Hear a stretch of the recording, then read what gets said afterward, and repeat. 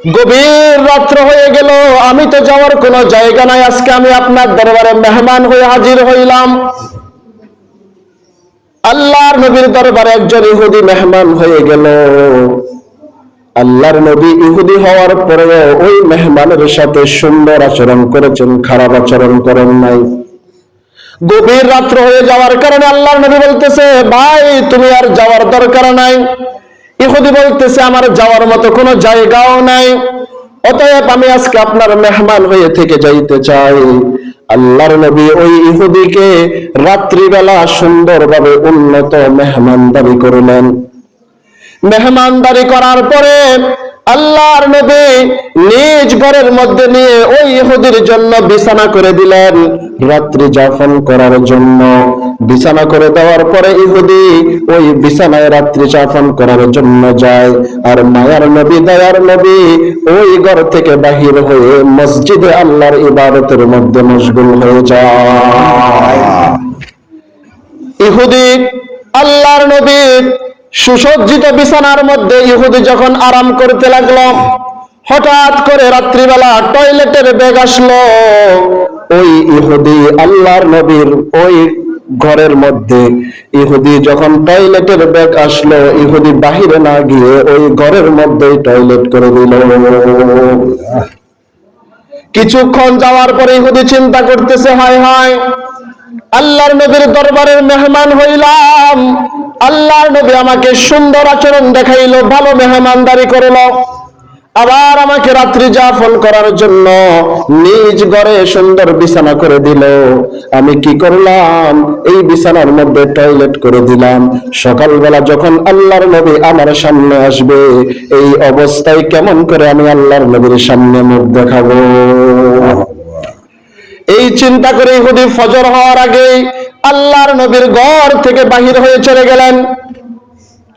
যাইতে যাইতে যাইতে যাইতে কিছু দূর যাওয়ার পরে ইহুদি চিন্তা করে, আমি যখন আল্লাহর নবীর দরবারে মেহমান হয়েছিলাম, আমি তো খালি হাতে যাই নাই, আমার সাথে একটা তলোয়ারই ছিল, দামি একটা তলোয়ার ছিল।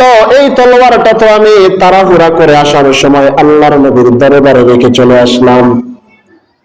অতএব এই সামান্য বিষয়ের জন্য আমার দামি তলোয়ারটাতে হাতছাড়া করা যাবে না, দামি তলোয়ারটা ফেলে আসা যাবে না।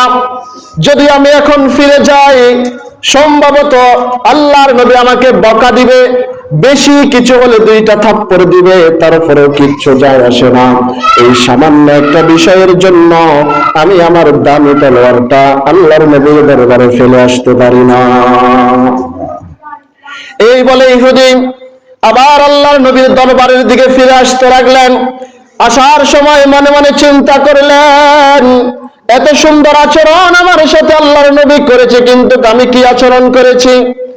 মনে হয় আল্লাহর নবী আমার প্রতি খুব রাগান্বিত, মনে হয় আমার প্রতি অনেক রাগ। যাওয়ার পরে মনে হয় আমার প্রতি অবিচার করতে পারে, বিভিন্ন ধরনের শাস্তি আমাকে দিতে পারে। এই চিন্তা করতে করতে ওই ইহুদি যখন আল্লাহর নবীর ঘরের মধ্যে ঢুকলেন, ঢোকার সঙ্গে সঙ্গে দেখতে পাইলেন ওই ইহুদি যে রাত্রিবেলা আল্লাহর নবীর রুমের মধ্যে বিছানার মধ্যে টয়লেট করেছিল, ওই ইহুদি টয়লেট গুলা আল্লাহর নবী নিজ হাতে পরিষ্কার করতেছে। জোরে বলেন সুবহানাল্লাহ। ইহুদি চিন্তা করতেছে, হায় হায়, এত বড় মাপের একজন আল্লাহর নবী, এত বড় একজন মহৎ হৃদয়ের অধিকারী বিশ্ব নবী, আমি রাত্রিবেলা টয়লেট করলাম, উনি চাইলে সাহাবাদেরকে দিয়ে পরিষ্কার করাইতে পারতো, কিন্তু করার নাই, উনি নিজ হাতে আমার টয়লেটটা পরিষ্কার করতেছে। এই যে দৃশ্যটা দেখার পরে ইহুদি নিজেকে নিজে ছোট মনে করতেছে। যেই মাত্র আল্লাহর নবী ইহুদির দিকে তাকাইলেন, ইহুদির দিকে তাকানোর সাথে সাথে আল্লাহর নবী ডাক দিয়ে বলে, ইহুদি ভাই, আমি তোমার কাছে ক্ষমা চাই, আমি তোমার কাছে মাপ চাই। কালকে রাতে আপনি আমার ঘরের মেহমান হয়েছিলেন, আমি আপনাকে মেহমানদারি করলাম, বিছানা করে দিলাম, আপনি শুয়ে গেলেন, আমি ইবাদতের মধ্যে চলে গেলাম।